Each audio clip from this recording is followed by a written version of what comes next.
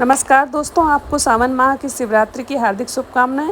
दोस्तों, ये वीडियो मैंने सावन माह में शिवरात्रि के दिन होने वाले रुद्राभिषेक के बारे में बनाई है कि शिवरात्रि में रुद्राभिषेक क्यों किया जाता है और इसमें क्या क्या सामग्री लगती हैं और पूजा का समय क्या है। दोस्तों, अगर मेरे चैनल को सब्सक्राइब नहीं किया तो कृपया मेरे चैनल को सब्सक्राइब करें और मेरी वीडियो अगर आपको अच्छी लगे तो ज़्यादा से ज़्यादा लोगों तक शेयर करें। दोस्तों, शिवरात्रि के दिन जो है रुद्राभिषेक का बेहद महत्व है। इस दिन हम सभी को सुबह से स्नान करके और भोलेनाथ की पूजा करना चाहिए और गंगा जल से और अन्य सामग्री जैसे दूध, दही, शहद है, उनसे हमें इनका जलाभिषेक करना चाहिए। गन्ने का रस से भी करना चाहिए और उसके अलावा काला तिल, जौ, लौंग, इलायची, अबीर, जनेऊ, वस्त्र आदि हम भगवान शिव को समर्पित करते हैं। भगवान भोलेनाथ तो एक लोटा जल से भी प्रसन्न होते हैं, लेकिन रुद्राभिषेक में करते समय हम उन्हें भांति भांति की जो सामग्रियां चढ़ाते हैं उनसे हमारे भाव होते हैं, हम उनको समर्पित करते हैं चीज़ों को और भगवान उन चीज़ों से प्रसन्न होते हैं। भगवान भोलेनाथ तो मंदार पुष्प, जो कि एक विषैला पुष्प है,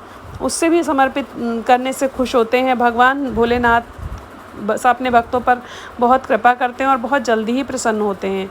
तो भगवान भोलेनाथ के लिए कोई विशेष ऐसे पुष्प नहीं इकट्ठे किए जाते हैं। लोग बेले के फूल की माला भी चढ़ाते हैं, लेकिन वो कनेर से भी बहुत प्रसन्न होते हैं। बेलपत्री, समीपत्र उनको चढ़ाना चाहिए, उससे भी वो प्रसन्न होते हैं। इसके अलावा विभिन्न प्रकार की वनस्पतियाँ हैं, आक के पत्ते हैं, उनमें श्री राम लिख के उनको चढ़ाते हैं, उससे भी वो प्रसन्न होते हैं।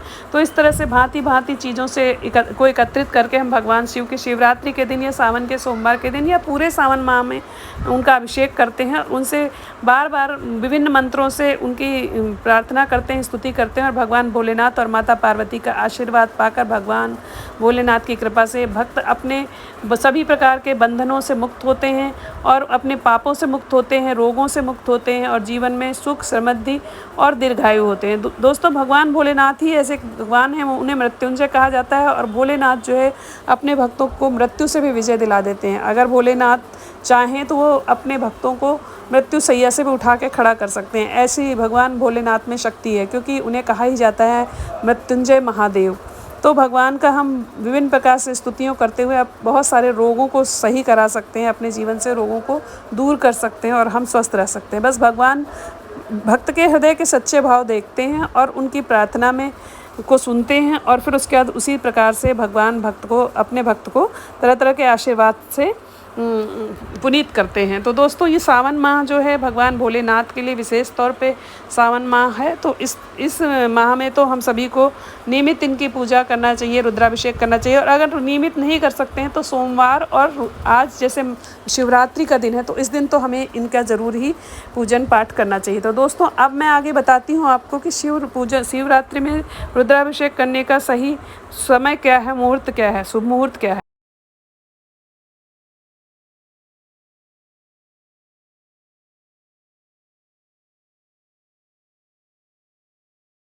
दोस्तों, आप सभी को पता है जैसा कि सावन माह की शुरुआत 22 जुलाई को हो गई है और इसका जो अंतिम दिन है वो 19 अगस्त को होगा। 19 अगस्त को सावन का आखिरी दिन है और 2 अगस्त 2024 को सावन की शिवरात्रि है।